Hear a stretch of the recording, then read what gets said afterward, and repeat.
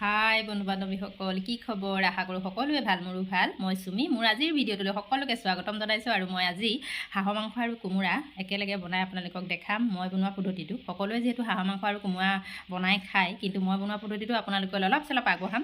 ভিডিঅ'টো শেষলৈকে চাই থাকিব। দুই পানী গৰম হৈ আছে আৰু ইফালে আমাৰ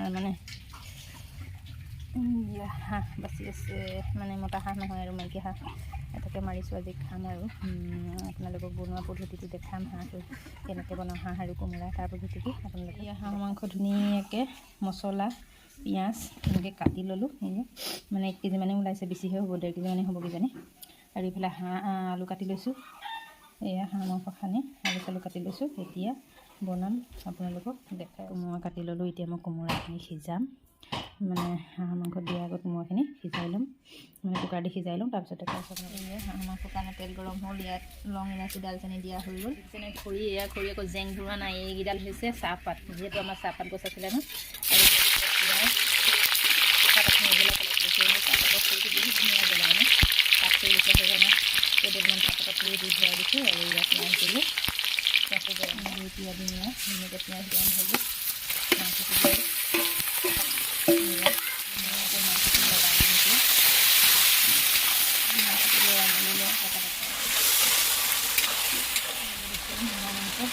হাঁহৰ মাংস বুলি ক'লে কালাৰটো বহুত ধুনীয়া লাগে দেখিবলৈ। মই যিহেতু আদা নহৰু যিমানখিনি মছলা আছিলে সকলোখিনি নবনোৱাৰ আগতে সানি লৈছিলোঁ, সেয়েহে এতিয়া মছলা দিবলগীয়া নাই। ৰংঘৰো সানি লৈছোঁ। আৰু দেখিছেনে কালাৰ কি ধুনীয়া। ইফালে মই কোমোৰা ভিতৰত বইল কৰি থৈছোঁ আৰু বিশেষকৈ জুইত বনাই আছোঁ। তাৰ সোৱাদেই বেলেগ। খাৰুতি আলু দিম মই, আলু দি দিলোঁ।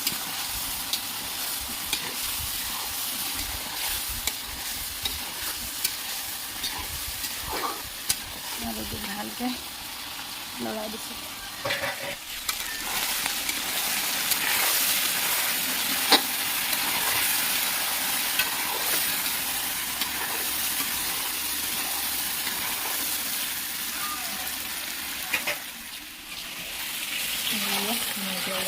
বইলৰ খৰিচা কোমোৰা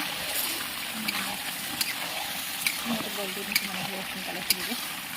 আৰু বিশেষকৈ বইল কৰি দিলে ভাল হয় কোমোৰাটো, নহ'লে কোমোৰাটো বগাই হৈ থাকে চব্জি। এতিয়া কোমোৰাটো ধুনীয়াকৈ সিজাই পেলাই দিব। সকলোখিনি দেখুৱাব পৰা নাই আপোনালোকক, যি পাইছোঁ তাই অলপ চলপ দেখাইছোঁ আৰু দেই।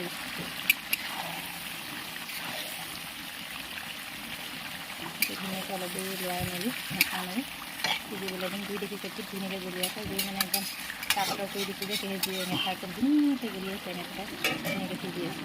হাঁহৰ মাংস চব্জি মোৰ একদম হৈ গ'ল। বাহিৰত বনাইছিলোঁ, আনি ভিতৰত থলোঁ। একদম ধুনীয়া কালাৰ, কি ধুনীয়া আছে চাওক। লাষ্টত মই ধুনীয়া কেইটামান দি আনি ইয়াৰ ভিতৰত থৈছোঁহি। খাওঁ লাগি আছে, কিন্তু খাব হোৱা নাই। যিহেতু খাম, দুজনমান আলহীও অহা কথা আছে। আৰু আপোনালোকক দেখাম কোনো আহিব, আৰু তাৰ পৰিৱেশ অলপ চলপ দেখাম। ভিডিঅ'টো শেষলৈকে চাই থাকিব। মোৰ আজি যি হাঁহৰ মাংস আৰু কোমোৰা বনোৱা পদ্ধতি আপোনালোকক দেখালোঁ, কম বেছি পৰিমাণে, আৰু গোটেইখিনি দেখাব নোৱাৰিলোঁ যিহেতু আপোনালোকক কৈছোঁৱেই পথাৰৰ ধান কঢ়িয়াই থাকিবলগীয়া হৈছে।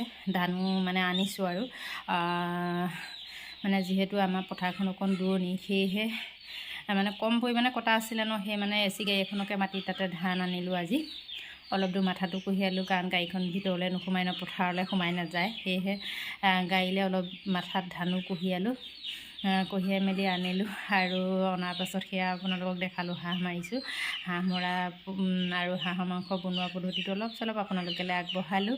আৰু সকলোৱেতো দিয়কচোন হাঁহ বনাই খায় এই কোমোৰা সৈতে, কিন্তু মই যিহেতু বনাইছোঁ ন, আমাৰ ঘৰত বনোৱা পৰিৱেশটোহে আপোনালোকক দেখাইছোঁ। আৰু ভিডিঅ'টো চাই আপোনালোকে কেনেকুৱা পালে মোক কমেণ্ট কৰি জনাব। আৰু যদি মোৰ ভিডিঅ'খিনি চাই আপোনালোকে ভাল পায়, লাইক কমেণ্ট শ্বেয়াৰ আৰু ছাবস্ক্ৰাইব কৰিব বুলি মই আশা কৰিছোঁ। আৰু আজিলৈ আহোঁ, শুভৰাত্ৰি।